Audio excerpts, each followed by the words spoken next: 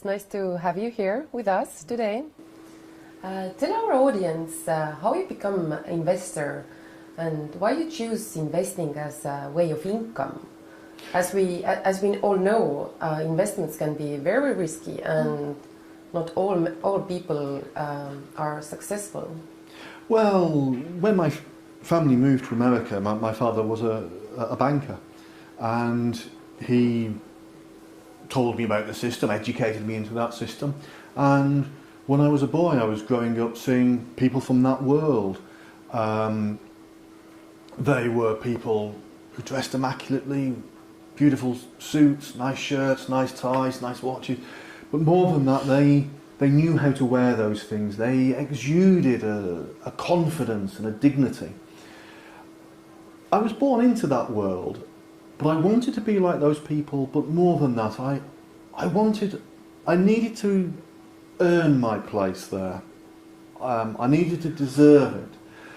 So I was following the stock market, reading the financial magazines, all of those things to educate myself, and I suppose it must have been when I was about 17 that I decided that I was going to gather together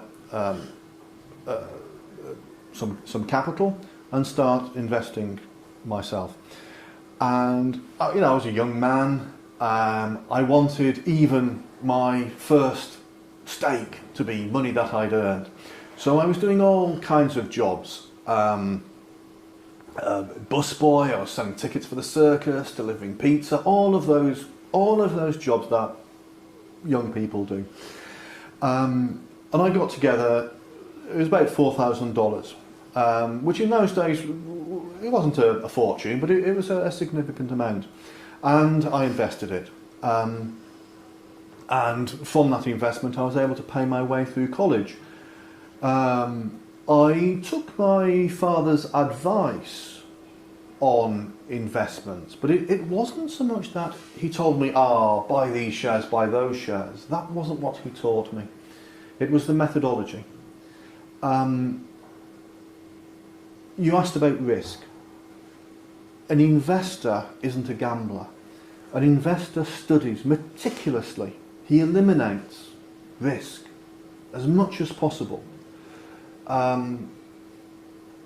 Those people who don't study, those who gamble, they're the ones who fail. And within what we might call the investment world, those people are, 5%, something like that. No, it's not about risk. Thank you for your answer. As far as I know, at this moment, you are a rightful owner of Watford Co. Holdings, which includes New Millennium, Wind Energy, Marijuana Diet, and EDV Recycling and Gold Mine BMD. All of these companies are operating in very different economical sectors, also different countries. Which of these companies these companies is the most successful and why? I mean, just now I couldn't say that I have a favourite. It's not like that. And as you say, they are operating in different countries, different regimes. They have different structures, and they are exploiting opportunities in completely different fields. Each of those four, over the next decade, next 12 years or so, what might say medium term,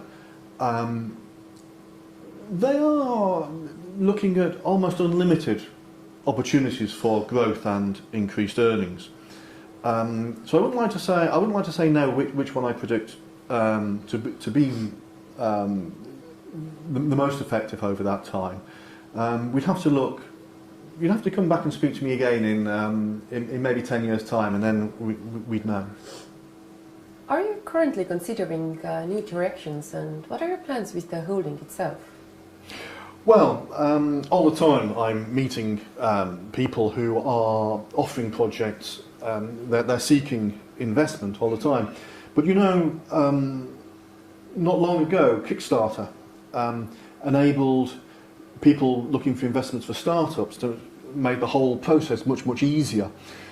But we're a little bit different. We're not looking to make new startups or to find startups. What we're looking for are people with a proven track record, proven capabilities, and an existing opportunity that they're already exploiting, but just need that investment. A good example would be New Millennium Wind Energy. They came to us with what they call first ever turbine. A new project. It's a particular kind of turbine that can exploit a new opportunity because it can be deployed almost anywhere, particularly in crowded urban environments. So it's a very good project because, as you know about electric generation, the closer you are generating to where the electricity is going to be used, it's instantly much more efficient because you're not losing electricity and resistance in long, long wires. So that's the kind of model. A couple of days ago, I did meet someone who's got a very interesting business in artificial intelligence. But I think we need to leave it a little while before I can say anything definite about that. You'll have to come back in a while before we've got any news on that one. Tell us about New Millennium Wind Energy. Well, it must have been about 2013. Yes, it would have been 2013. I met Drew Tucker, and Drew Tucker is quite a guy. I know it was that date because the reason I met him was that he had this big project he was looking to complete in Kansas, and at that time the state had withdrawn subsidies and support for wind energy and renewables and alternative energy sources. So he was looking for a conventional investor to enable him to complete this project, and it was a good project. And Drew Tucker, he is a great engineer. He is one of the world's greats. He was leader in the Atlas space rocket project and on B-2 bombers. But that is his sphere of excellence. He's an engineer. He's not a great business manager. So what we were able to do when we invested in his business was to bring in a team, to give him a team of experienced and competent managers. And now it's Calvin Cooper who's heading up that team. And he's brought that on tremendously. It's been great growth. We're not into retail sales anymore. What they're doing now is much larger project, installing significant big power plants around the world, not just Kansas, but globally. You have purchased also EDV recycling company, which collects ocean plastic. So it's actually showing your interest in environment. What do you think about ocean's pollution? Well, in recent months, this has become one of the big topics. Everyone's talking about plastics, and particularly plastics in the ocean. But this is going back a few years now. It was Liam Liu who I met with this one. Again, a really impressive man. And he was talking about this ahead of his time. And he explained it to me. He gave me irrefutable arguments about what the problems were and what needed to be done. And a project, and yes, we needed to get involved. The thing is with plastics, we are dumping thousands of tons, hundreds of thousands of tons of plastics into the oceans every single day. And it's building up, it's accumulating in the oceans.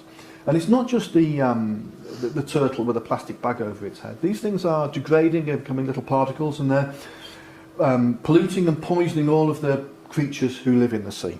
The fish, the birds. In the Arctic there are seals that are producing toxic milk for their cubs. We have to do something. Liam Liu, over the last few years now, he's built up a number of collection points for plastic pollution. An example in Haiti, where they've been able to employ literally hundreds of local people for these collection points, working with Plastic Bank and the Henkel Corporation. Yes, it's a big employer, and it shows that we can tackle these problems, not just because it needs to be done, because it's a worthy thing to do, but it can be done profitably, and that's what we've shown. Not all businessmen actually share the same opinion. There are like many industrialists who are actually thinking that ecological problems and climate warming, it's so exaggerated, and I really hope that in coming decades the situation will change. Yes, I agree with you, and I think things are changing. I can understand how people may, yes, think there's some exaggeration, some hysteria and everything, but these problems are real, and they are massive, and they're getting worse. The business community, and it's not all of the business community, but yes, still this kind of a short-termism still persists, and that is the culture that we must change. Yes, what we're doing, it's a tiny, tiny, tiny contribution. Everyone must change, but I think they will, and that is why this area is such a potential for growth. Do you think your business model competes with the stock exchanges? Oh, no, not. I wouldn't be so naive as to say that it's competing with stock exchanges today, and it won't be any time soon before that happens. But we have attracted their attention, and there's always offers, IPO and partnerships with brokers. But the thing is, I've made that mistake once. When you look back at the crash of 2008, it's almost maybe like some people have forgotten it, but that was a devastating experience for a lot of people. Collapse of Lehman Brothers, Fannie Mae, many banks around the world either collapsed or on the point of collapsing. It was a horrific experience for a lot of people. For me personally, I lost almost all my assets. I was weakened by that. I was on the point of a nervous breakdown, and I think a lot of people will understand that. We learnt a lesson. It was a hard lesson. Not everyone has learnt it, but there was a speculative culture in banking and the stock exchange where people were bundling together worthless debts and selling them on in very complex packages, all kinds of derivatives which people didn't understand, and people lost a lot of money, and as we know, it brought the whole economic system to the point of collapse. What we're looking to do is to offer the investor stability and an ease of investment, to make things simpler. Also, really importantly, is to cut out that whole tranche of intermediaries. Those people who not only take too large a share of the investor's earnings, but also, as we saw in 2008, those people can give bad advice, they can behave with a recklessness that is, as we saw, catastrophic, potentially catastrophic. So what we're looking to do, really, what we're all about is enabling the prosperity to go to the actual investor. It's making those ordinary people who invest their money, to make those people rich. That's what we're about. Not helping those intermediaries, the people in the city, the stockbrokers, no, the ordinary people. Most viewers are interested of the question whether the company share will depreciate, and what happens with the holdings then? Well, this is the most important question for any prudent investor, and it's why it's the reason I wanted to accept your invitation to interview today. It comes back again to being about stability.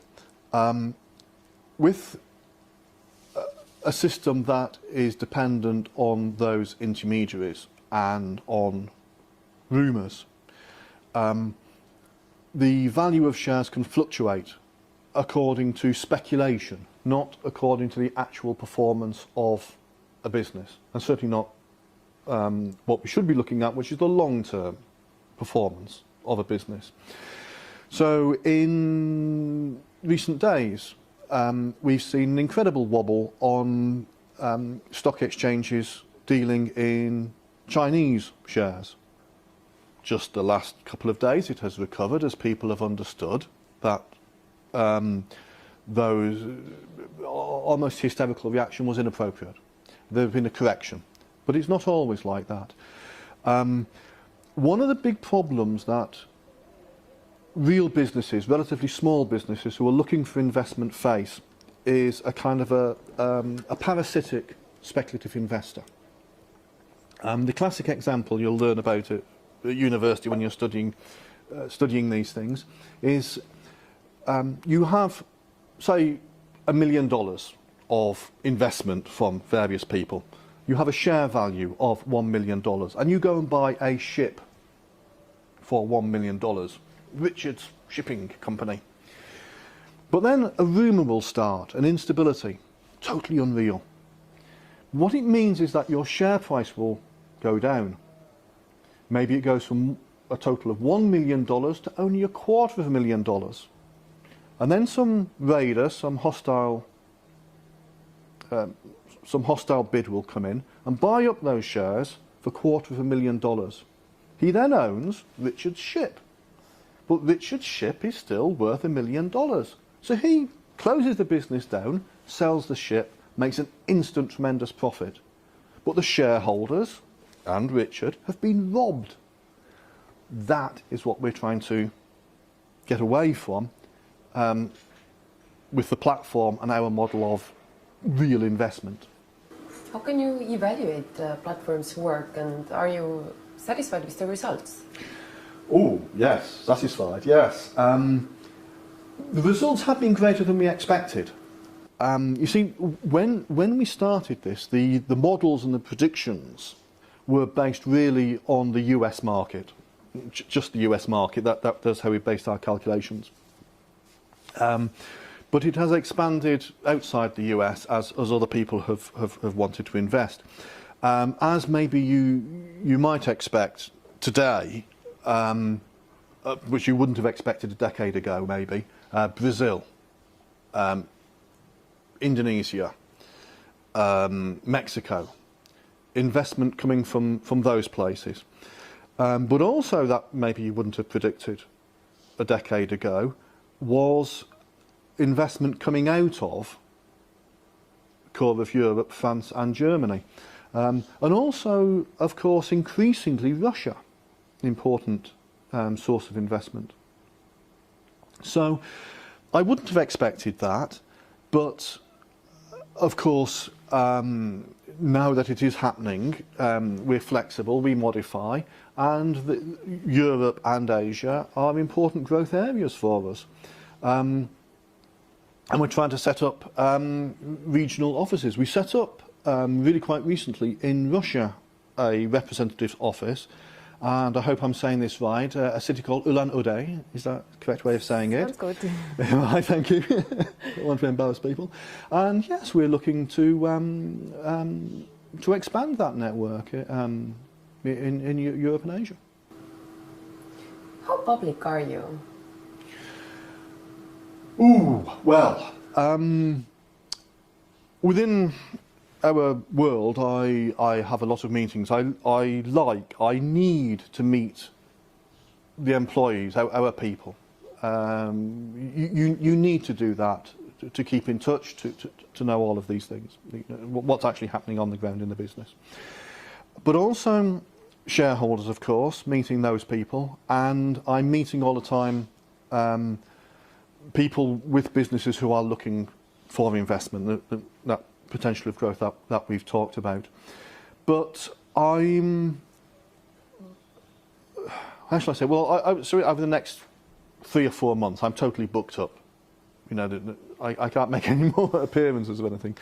When I look back over the last year, I've taken 150, 160 flights, something like that, and visited 11 countries. So it's been very busy, that. But I'm not one of these people who allows his secretary to make my opinions available to the press or anything like that. And I don't have a Twitter feed that's there to be exploited and interpreted the way, should we say, some politicians might do. No, none of that. We have learned a lot about you in this interview. Let me ask you a personal question. Tell us about your family. Oh, well, I've been married to Sarah now for 27 years, better not get that wrong. 2 children, Robert and Francis. Robert is in the army, he's a captain. He'll be coming out soon, and we've discussed what might be in his future. I think he, like me, he wanted to make his own way in the world, define himself. But I think he has done that. That is beyond question. And there is a part of me would like him to kind of come into the family business. I think that spirit of continuity, of long-term commitment, even through the generations, is, maybe I'm getting old. Frances, daughter, she's studying PhD. She is a marine biologist. And I am prepared to admit that I think maybe she has been a bit of an influence on me. She'll be getting married soon.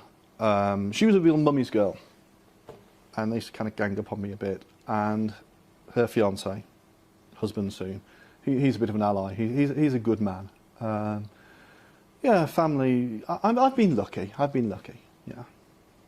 What car do you drive? Oh, I think you've been talking to Francis, haven't you? It's a Cadillac Escalade from 2017, so a couple of years old now. But I like it. It's practical, it's comfortable, I like the things in it. I had one before, the slightly older ones, which was a hybrid. This one you can only have a petrol engine. Next car might be whatever environmental car is available, but I'm not one of these people who changes his car every few minutes. I drive enough hire cars when I'm travelling around. No, it's a cosy car, I like it, you know. All right, thank you for sharing your experiences with us. I know that you're a very busy person, and I really enjoyed having the interview with us. No, it was an absolute pleasure. I enjoyed it. And it was a good opportunity for me to be able to speak, and for our investors to see a conversation without it being mediated through, you know, Twitter or the media or something like that. So it was I enjoyed it too. Maybe do it again sometime. Sure. Bye-bye. Thank you.